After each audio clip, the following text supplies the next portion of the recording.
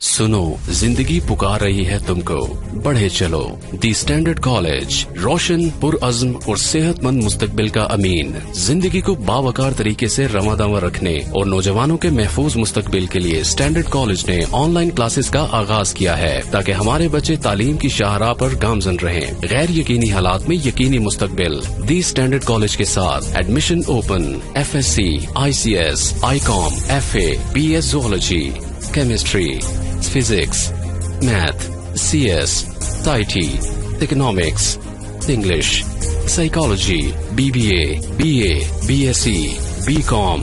आए पाकिस्तान को आगे बढ़ाएं, मुहतात होकर और एतमाद के साथ। The standard college, girls campuses, Paris road, Hajipura road, Saidpur road Khichian, boys campus, circular road. बिस्मिल्लाहिर्रहमानिर्रहीम। अस्सलामु अलैकुम माय कमान। बच्चों, आज इकोनॉमिक्स का हमारा 11th लेक्चर है, जिसमें हम चैप्टर नंबर 10 के शॉर्ट क्वेश्चंस कर रहे थे। तो आज इंशाल्लाह आज के लेक्चर में हमारा ये चैप्टर जो है वो कंप्लीट हो जाएगा।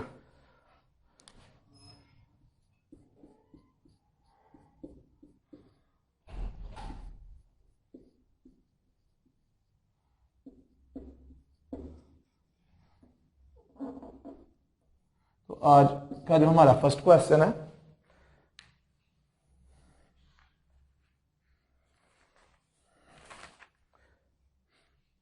Right 4 causes of inflation. अफरात-ए-ज़र की 4 वजूहात हमने बतानी है।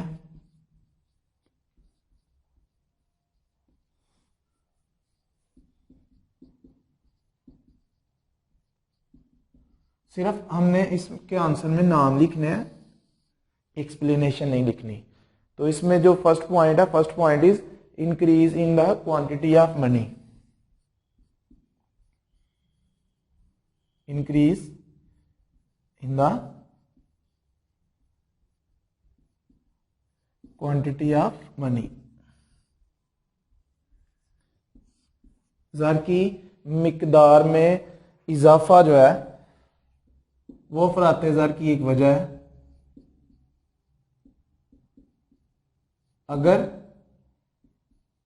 मरकजी बैंक ज्यादा नोट, नए नोट जो है वो इशू करती है, मरकजी बैंक अगर नए नोट जारी करता है तो उसकी वजह से जो सप्लाई ऑफ मनी है उसमें इजाफा हो जाएगा। क्वांटिटी ऑफ मनी में इजाफे की वजह से सप्लाई ऑफ मनी में इजाफा होगा, और ज़र की रसद बढ़ने की वजह से जो कीमतें हैं, कीमतों का मेयार, उसमें भी इजाफा होगा। तो अफरात-ए-ज़र का सामना करना पड़ेगा। Second point, next point is increasing cost of production of commodities.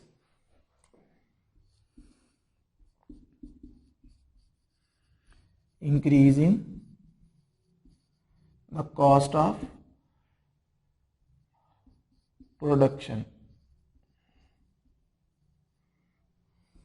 Of commodities. मुसारफ़े पैदाइश में इजाफा।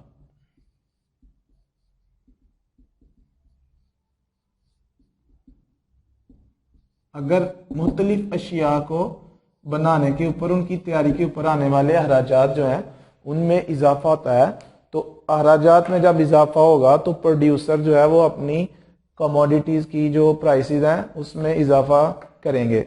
तो कॉस्ट ऑफ प्रोडक्शन में इजाफे की वजह से अशिया की कीमतों में भी इजाफा होगा, जिसकी वजह से अफरात-ए-ज़र पैदा होता है। Next point is rapid increase in population.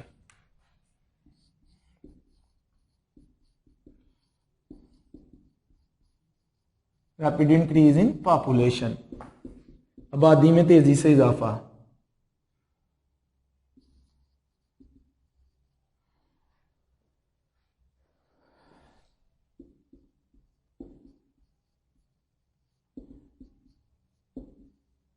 आबादी में इजाफे की वजह से अगर जिस रेट से, जिस शरह से आबादी बढ़ रही है, अगर उस शरह से, उस रेट से प्रोडक्शन जो है वो ना बढ़ रही हो, अशिया व खिदमात की मिकदार में उसी शरह से अगर इजाफा ना आ रहा हो, तो फिर अशिया व खिदमात की किल्लत का सामना करना पड़ता है।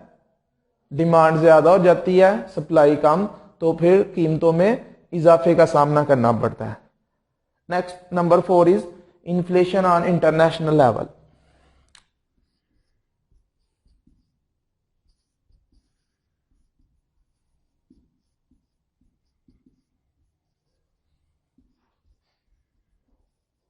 इन्फ्लेशन ऑन इंटरनेशनल लेवल, बैन अल-अक़वामी अफराते ज़र। अब पूरी दुनिया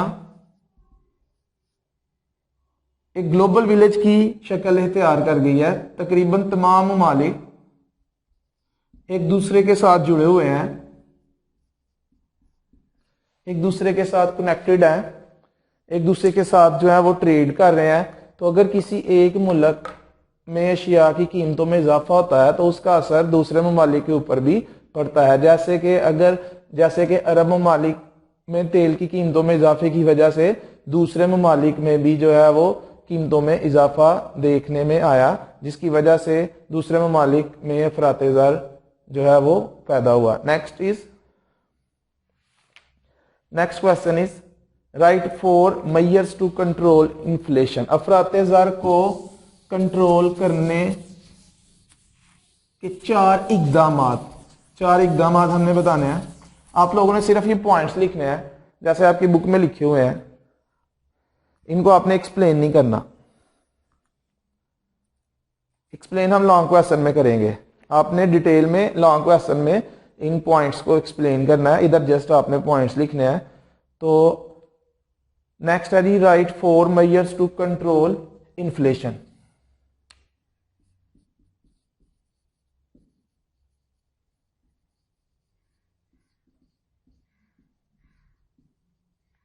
four measures to control inflation. अफराते ज़र पर काबू पाने के लिए 4 इकदाम तहरीर करें, जिसमें नंबर 1 है इंक्रीज इन बैंक रेट।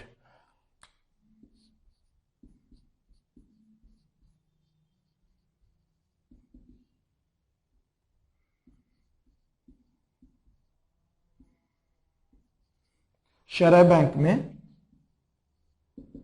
इजाफा।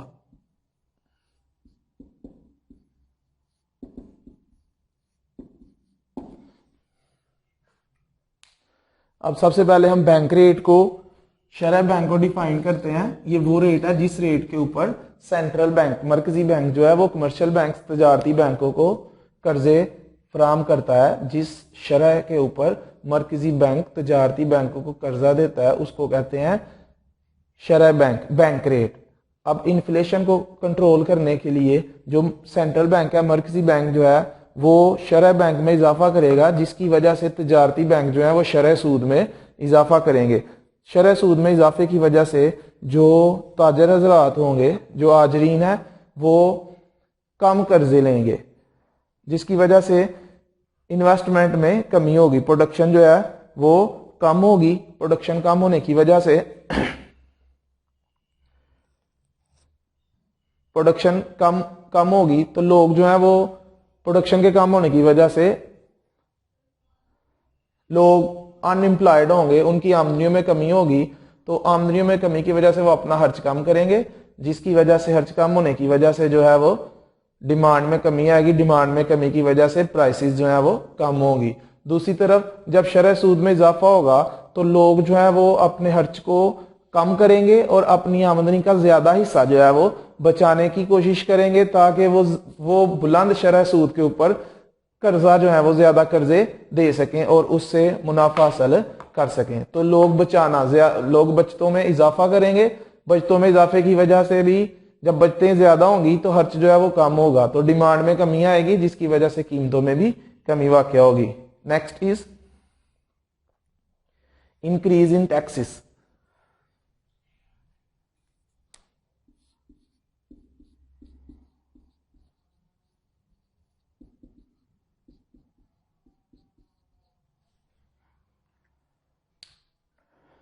टैक्सों की शरह में कमी,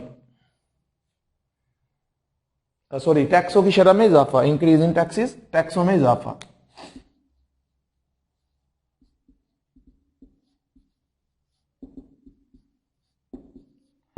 अफराते ज़र को कंट्रोल करने के लिए इसको काबू करने के लिए हुकूमत जो है वो जो टैक्स रेट्स हैं उनको बढ़ा देगी और उसके साथ साथ नए टैक्स जो है वो लगाएगी, जिससे लोगों की जो परचेजिंग पावर है, उनकी जो कुव्वत खरीद है उसमें कमी वाक़ होगी। और कुव्वत खरीद कम होने की वजह से लोग जो है वो डिमांड कम करेंगे, अशिया की डिमांड में कमी वाक़ होगी, अशिया की तलब में कमी की वजह से अशिया की कीमतों में भी कमी वाक़ होगी।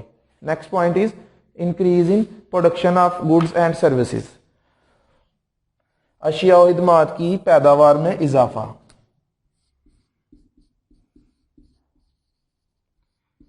Increase in production of goods and services.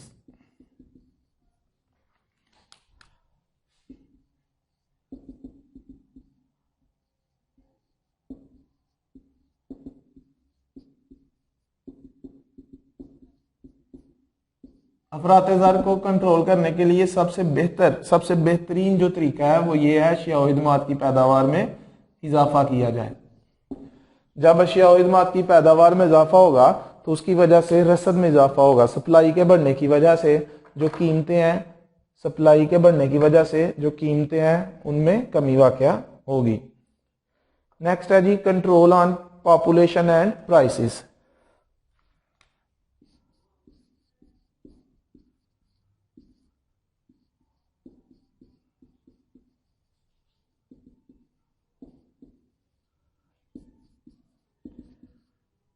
Prices, inflation को कंट्रोल करने के लिए हुकूमत को ऐसी पॉलिसीज बनानी चाहिए, प्राइस कंट्रोल पॉलिसी के जो बेसिक नेसेसिटीज हैं, जो बुनियादी ज़रूरियात ज़िंदगी हैं, उनकी कीमतों को कंट्रोल किया जा सके और फिर ऐसे इकदाम किए जाएं जिससे बढ़ती हुई आबादी को कंट्रोल किया जाए, लोगों को एजुकेट किया जाए ताकि लोग जो हैं वो आबादी में इजाफे को जो है वो कंट्रोल करें। तो आबादी में इजाफे को कंट्रोल करके और जो कीमतों की पॉलिसी है उसको मौसर बनाकर भी अफरात-ए-ज़र को कंट्रोल किया जा सकता है। Next question is what is bank rate. ये मैंने अभी इसी क्वेश्चन में जो है वो बैंक रेट को डिफाइन किया है। उसके बाद नेक्स्ट क्वेश्चन है right 4 effects of deflation. Deflation को हमने लास्ट लेक्चर में डिफाइन किया, कीमतों में मुसलसल कमी को तफरीत-ए-ज़र डिफ्लेशन कहते हैं। Continuous decrease in the price level is called deflation. अब क्वेश्चन ये है right 4 effects of deflation. Deflation के हमने 4 असरात जो है वो बयान करने हैं।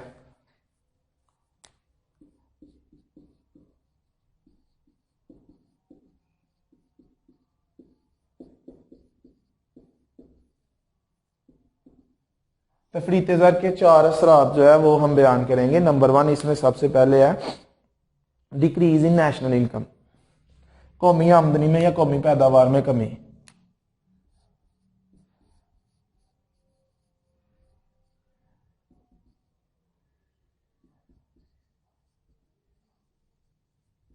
डिफ्लेशन की सूरत में जब कीमतों में मुसलसल कमी वाक़या हो रही होती है तो जो प्रोड्यूसर होते हैं उनके मुनाफाजात जो हैं वो कम हो जाते हैं और बाज़ औक़ात उन्हें नुकसान भी बर्दाश्त करना पड़ता है। तो जिसकी वजह से वो पैदावार या तो कम कर देते हैं या बंद कर देते हैं। तो प्रोडक्शन यूनिट्स को बंद करने से या प्रोडक्शन को कम करने से जो फैक्टर्स ऑफ प्रोडक्शन है वो अनएम्प्लॉयड, वो बेरोजगार होते हैं, जिसकी वजह से उनकी आमदनियों में कमी वाक़या होती है। नतीजतन जो कौमी पैदावार और कौमी आमदनी होती है उनमें कमी वाक़या होती है। नेक्स्ट है इंक्रीज इन अनएम्प्लॉयमेंट। तो ये इसी में मैंने बताया आपको कि जब ये प्रोड्यूसर जो है वो प्रोडक्शन यूनिट्स जो है वो पैदावारी जो यूनिट्स हैं उनको बंद करेंगे तो उसकी वजह से लोग जो हैं वो बेरोजगार होंगे और मुल्क में बेरोजगारी में इजाफा होगा। Increase in net cash,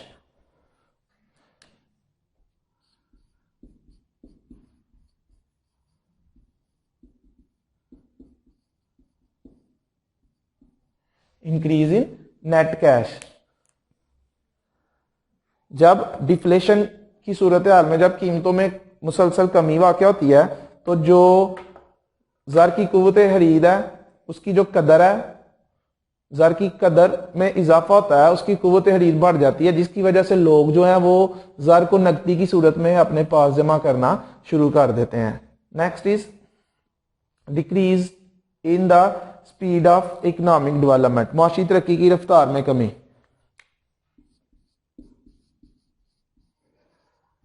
decrease in the economic development,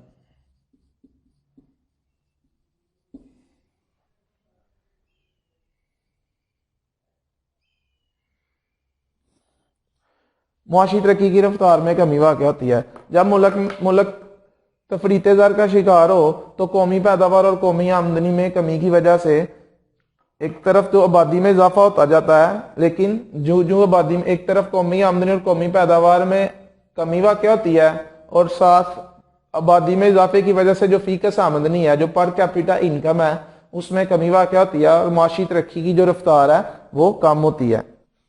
next question is write four causes of deflation, तफरीते ज़र की वजूहात, ये थे इफेक्ट्स, असरात। अब इसकी वजूहात,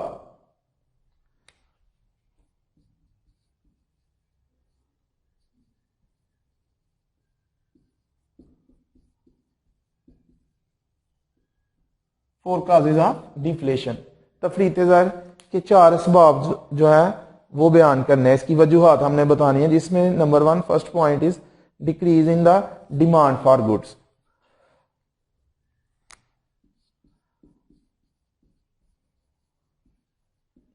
decrease in the demand for goods, अशिया की तलब में कमी। कीमतों में कमी की जो बुनियादी वजह है वो ये है कि जो कीमतों में कमी की बुनियादी वजह के लोग जो है वो जब बचाना शुरू कर दें, अगर लोगों में ऐसा रुझान पाया जाए कि वो बचतें करना शुरू कर दें या बचत करने को पसंद करें, तो फिर वो उनका जो खर्च होता है वो कम हो जाता है, सिर्फ जो है वो कंजम्पशन लेवल जो है वो उसमें कमी आ जाती है, जिसकी वजह से डिमांड जो है वो कम होती है। तो डिमांड में कमी की वजह से कीमतों में, अशिया की कीमतों में भी कमी वाक़ होती है। Next point is decrease in purchase, खरीदारी में कमी। तो वो इसी में वैसे इसी से मिलता जुलता है, डिक्रीज इन परचेज। अगर किसी वजह से, कोई भी वजह हो सकती है, अगर किसी वजह से लोग खरीदारी कम कर दें तो खरीदारी कम होने की वजह से जो है वो डिमांड कम होगी तो कीमतों में कमी वाक़या शुरू होगी, कीमतें कम होना शुरू हो जाएंगी। नेक्स्ट पॉइंट इज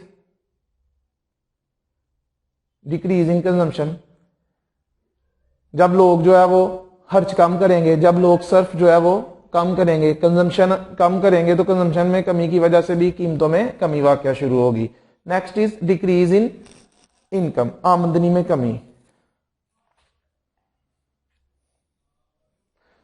अगर लोगों की आमदनी में किसी वजह से कमी वाक़या होती है तो आमदनियों में कमी की वजह से उनके सर्फ में भी कमी वाक़या होगी, उनकी कंजम्पशन में भी कमी वाक़या होगी, जिससे खरीदारी कम होगी, डिमांड कम होगी, तलब कम होगी, तो शिया की कीमतों में भी कमी वाक़या होगी। फॉर एग्जांपल अगर फर्ज करें शोबा ज़राअत में, एग्रीकल्चर सेक्टर में किसी वजह से प्रोडक्शन जो है वो कम होती है, पैदावार कम होती है, जो किसान है उनकी आमदनियों में भी कमी वाक़या होगी। तो किसानों की आमदनियों में कमी की वजह से जो इंडस्ट्रियल, जो मैन्युफैक्चरर गुड्स हैं, उनकी डिमांड में भी कमी वाक़या होगी, तो जिसकी वजह से ओवरऑल अशिया की कीमतों में कमी वाक़या होगी। Next question is write four measures to control deflation, तफरीते ज़र को काबू करने के लिए चार इकदाम बताने हैं। Four measures to control deflation.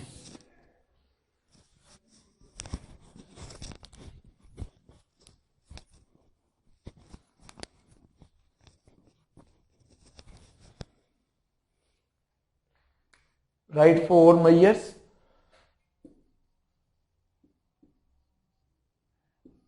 to control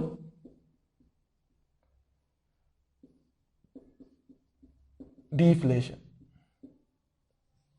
तफरीते ज़र को काबू करने के 4 इकदाम, जिसमें नंबर 1 फर्स्ट पॉइंट है rate of interest should be decrease, rate of should be decrease.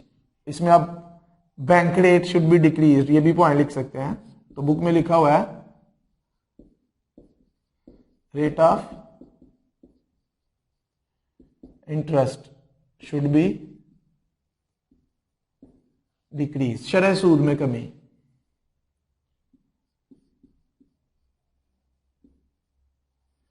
शरह सूद में कमी करके भी तफरीते ज़र को काबू किया जा सकता है। शरह सूद में कमी करके तफरीते ज़र को किस तरह काबू किया जा सकता है? जब रेट ऑफ इंटरेस्ट कम होगा तो इन्वेस्टर जो है वो, प्रोड्यूसर जो है वो, उनको सस्ते कर्जे जो है वो अवेलेबल होंगे, तो जिसकी वजह से वो ज्यादा बैंक से कर्ज लेके तो इन्वेस्टमेंट में इजाफा करेंगे, सरमायाकारी जो है वो बढ़ाएंगे, जो उनके बंद यूनिट्स होंगे उनको भी वो चालू करेंगे। तो जब सरमायाकारी बढ़ेगी, कारखाने जो है वो दोबारा चालू होंगे, तो लोगों के लिए रोजगार के मौके पैदा होंगे, लोगों के रोजगार में इजाफा होगा, एम्प्लॉयमेंट बढ़ेगी, जिसकी वजह से लोगों की आमदनियों में इजाफा होगा। आमदनियों में इजाफे की वजह से लोग खर्च ज्यादा करेंगे और अशिया की तलब में इजाफा होगा। अशिया की तलब में इजाफे की वजह से कीमतों का मेयार जो है वो ऊपर आना शुरू हो जाएगा, कीमतों में इजाफा होना शुरू हो जाएगा, डिफ्लेशन का असर जो है वो खत्म होना शुरू हो जाएगा। Next is government should increase its expenditure. हुकूमत तफरीते ज़र को खत्म करने के लिए या काबू करने के लिए हुकूमत को अपने खराजात जो है वो बढ़ाने चाहिए। उस सिलसिले में हुकूमत बड़े बड़े प्रोजेक्ट्स लगाती है, बड़े बड़े मंसूबे लगाती है, जिससे ज्यादा लोगों को रोजगार मिलता है और उनकी आमदनी में इजाफा होता है और उनके खर्च में इजाफा होता है, फिर तलब में इजाफा होता है, कीमतों में इजाफा होना शुरू हो जाता है। Next point is government should encourage private investment. जो निजी सरमायाकार हैं उनकी हौसला अफजाई की जाए। उनकी हौसला अफजाई के लिए हुकूमत को चाहिए कि वो टैक्सों की शरह कम कर दे या किसी तरह की उनको रिलीफ दे, ताकि जो प्राइवेट इन्वेस्टर हैं वो इन्वेस्टमेंट वो सरमायाकारी में इजाफा करें और अपने पैदावारी अमल को भी जारी रखें। कारखानों को दोबारा जो है वो चालू हालत में लेकर आए, जिससे लोगों को रोजगार मिलेगा और उनकी आमदनी में इजाफा होगा, जिसका इफेक्ट डेफिनेटली डिफ्लेशन के ऊपर पड़ेगा और डिफ्लेशन को कंट्रोल किया जा सकेगा। Export should be increase. Next point is export should be increased.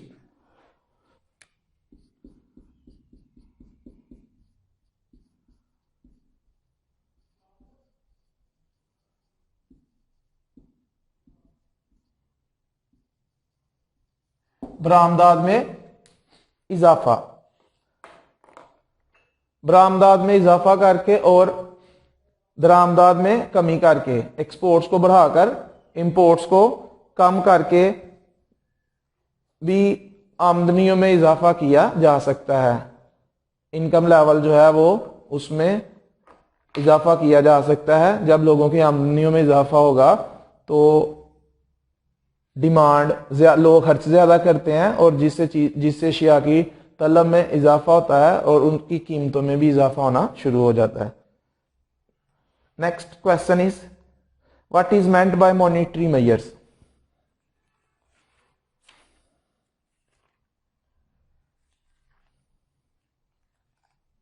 What is meant by monetary measures. जरी इकदामात से क्या मुराद है? इन्फ्लेशन या डिफ्लेशन, अफराते ज़र या तफरीते ज़र को कंट्रोल करने के लिए मरकजी बैंक जो स्टेप्स लेता है, जो इकदामात करता है, जो तरीके इख्तियार करता है, उसको मॉनेटरी मेजर्स या उसको जरी इकदामात कहते हैं। इन्फ्लेशन या डिफ्लेशन को कंट्रोल करने के लिए मरकजी बैंक, सेंट्रल बैंक जो तरीके इख्तियार करता है उसको जरी इकदामात या उसको मॉनेटरी मेजर्स कहते हैं।